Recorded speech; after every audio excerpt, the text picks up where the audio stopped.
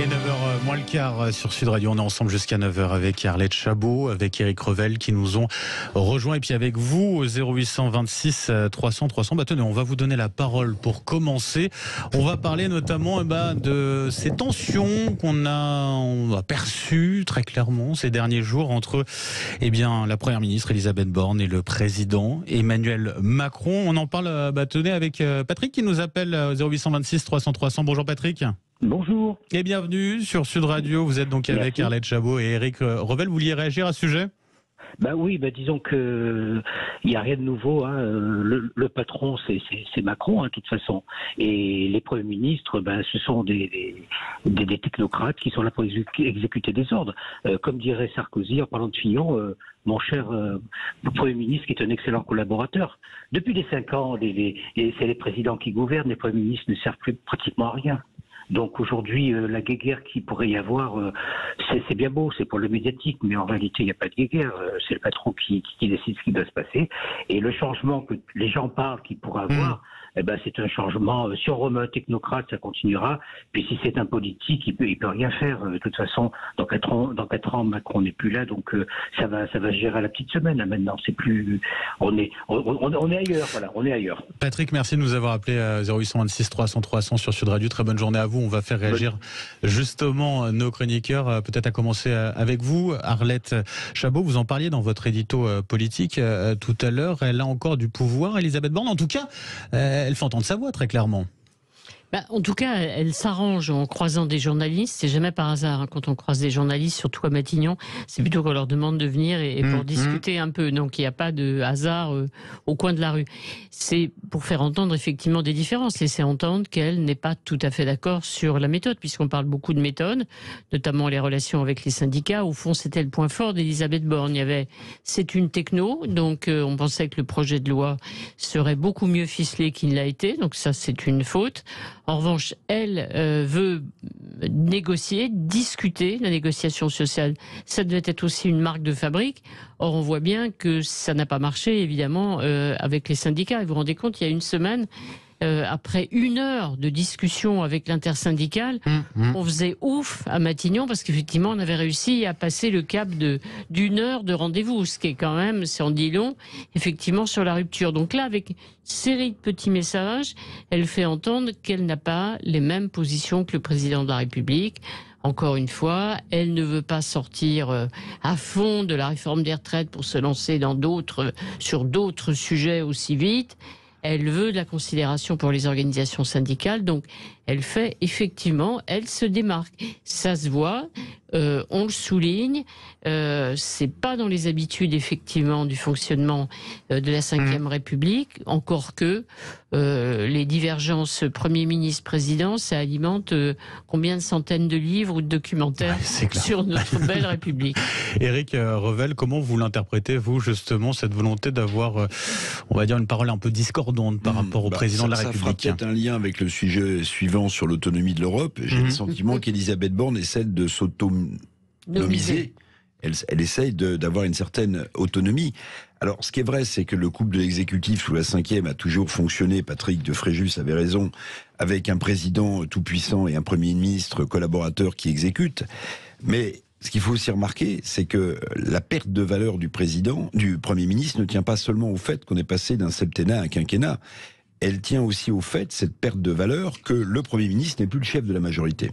Il n'a plus de poids politique. Et ça, c'est une différence essentielle. Maintenant, sur le fond, regardez le nombre de pas de côté, de pas en avant ou en arrière qui sont faits pas que par Elisabeth Borne.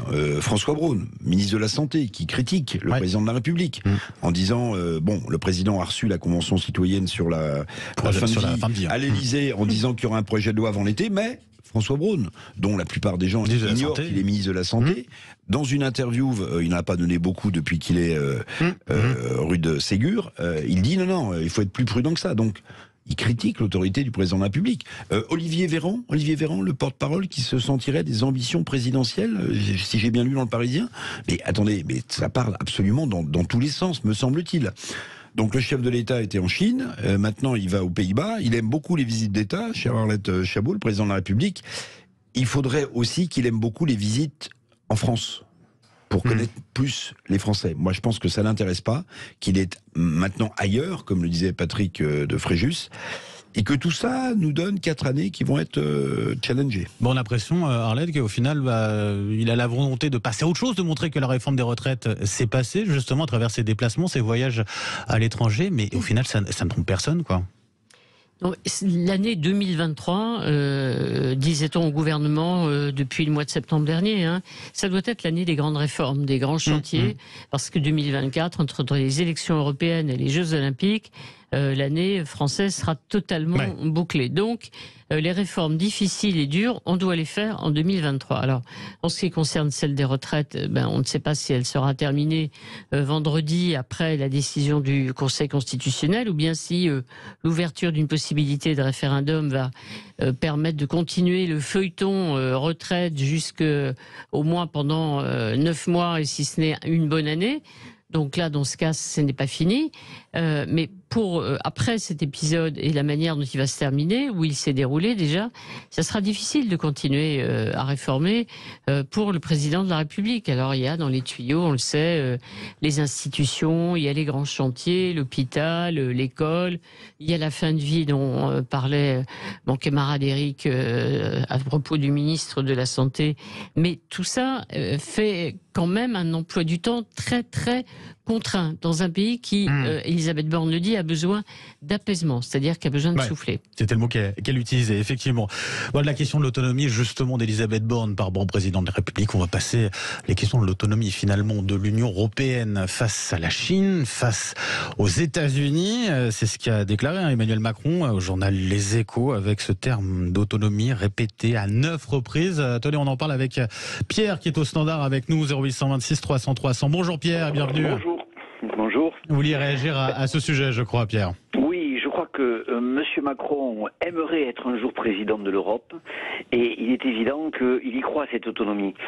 Maintenant, c'est sûr qu'une Europe administrative telle qu'on la vit, à mon sens, ne peut plus durer parce qu'en effet, on voit que les retraites n'ont été mises en place que parce que l'Europe, quelque part, l'exigeait, puisqu'il fallait trouver des fonds pour montrer que la France est un pays qui n'est pas si endetté que ça. Donc moi, je crois que lui, il y croit. Par rapport à la Chine, par rapport à la Russie, il est évident que si demain ces pays-là créent leur propre monnaie, une monnaie commune, on sera dans les choux. Donc je crois que l'Europe à ce niveau n'a aucune chance. Maintenant après, s'il s'agit de faire carrément un pays européen, une Europe politique avec un vrai gouvernement et un chef d'État, alors peut-être que là, lui, il y croit. Bon, moi, je n'y crois pas parce que c'est déjà difficile à 27. Mais je pense qu'il est dans son illusion. Il reste dans son monde de quelque part. Alors, s'il n'y arrive pas, puisqu'en fait c'était son but premier, je pense peut-être il va peut-être aussi éventuellement modifier la Constitution pour se représenter une 3e fois. Pourquoi pas? Parce que on n'en est pas là. Dans la folie, oui, peut-être. Enfin, on ne sait pas. Vous savez, ça peut tellement aller très vite que dans sa folie de réforme et surtout dans sa folie peut-être de, comment dirais-je, il a envie quelque part d'exister, quoi. Bon, on va au-delà de, voilà, on va pas forcément faire de la politique fiction, Pierre, mais vous avez dit des choses intéressantes. Je voudrais faire réagir Éric Revel, justement, qui en parlait ce matin d'ailleurs dans Tout compte fait. Merci Pierre d'avoir été avec nous ce matin sur Sud Radio. Et la réaction d'Éric Revel, justement, Pierre qui nous disait, l'Europe n'a aucune chance finalement de venir autonome d'une certaine manière d'exister face à la Chine et aux États-Unis. C'est pour ça que je qualifiais cette interview dans les Échos du président de la République d'incroyable, parce qu'en fait, il porte un constat que beaucoup peuvent partager, c'est-à-dire le fait que on avait un bipolarisme entre les États-Unis au moment de la guerre froide et l'Union soviétique, et on va voir un nouveau bipolarisme entre les États-Unis et le monde occidental, et la Chine, plus la Russie, une partie de l'Asie et de l'Afrique, et que donc l'Europe est un peu marginalisée. Mais pardon, la phrase la plus terrible, me semble-t-il, dans cette interview du président de la République, je vais la citer de mémoire, c'est de dire si on ne maîtrise pas la défense, l'intelligence artificielle, les réseaux, on est sorti de l'histoire pour un moment, dit Emmanuel Macron. Oui, Mais justement, qui maîtrise aujourd'hui les réseaux sociaux, la défense, l'intelligence artificielle? C'est la Chine et les États-Unis. Les GAFAM, ils sont américains. Donc en réalité, oui, la volonté d'une Europe plus autonome, plus forte, d'accord. Mais qui, Arlette Chabot, va vouloir ne pas être défendu par le bouclier otanien en Europe et donc américain? La plupart des pays, ils rêvent d'une défense européenne, d'après vous? Je ne crois pas. Quand on interroge le Premier ministre polonais, qu'on lui demande qui défend la Pologne, il répond l'OTAN. Donc il ne dit pas l'Europe, évidemment, et il n'est pas sûr non plus d'ailleurs que la France mette par exemple sa force de dissuasion nucléaire au service de l'Europe. C'est vraiment, on garde notre dissuasion, bien entendu, 100% France, comme on dit, Made in France, comme dirait le président de la République à propos de notre dissuasion, toutes les armes sont françaises, encore que, mais il ne faut pas regarder dans les détails, mais armes françaises, donc c'est vrai que le constat est juste. C'est au moins le fil du mandat, des mandats d'Emmanuel Macron, c'est l'Europe. Ça, il y a une fidélité absolue à ses convictions. Mais c'est vrai qu'aujourd'hui, ça paraît malheureusement, ces réflexions sonnent comme un constat d'échec de la construction européenne. L'exemple polonais est excellent, ma chère Arlette Chabot, parce que au moment de l'adhésion, il y a 14-15 ans de la Pologne à l'Union européenne, une partie des crédits européen d'admission à la Pologne avait été dépensé par Varsovie pour acheter des chasseurs américains. Exact. Des chasseurs américains. Mais ça continue. Tout est dit en tout cas. Et effectivement, on aura l'occasion d'y revenir. Emmanuel Macron qui prononcera son discours sur l'avenir de l'Europe. Eh bien, demain, du côté de La Haye. Donc, on poursuivra bien sûr le débat. Un grand merci, Arlette Chabot. Un grand merci à vous, Éric Revel. 8h57. J'étais ravi de vous accompagner en tout cas tout au long de cette matinée. Dans un instant, c'est Christine Bouillot. Vous allez retrouver ses chroniqueurs pour Mettez-vous d'accord. Très très belle journée avec Sud Radio.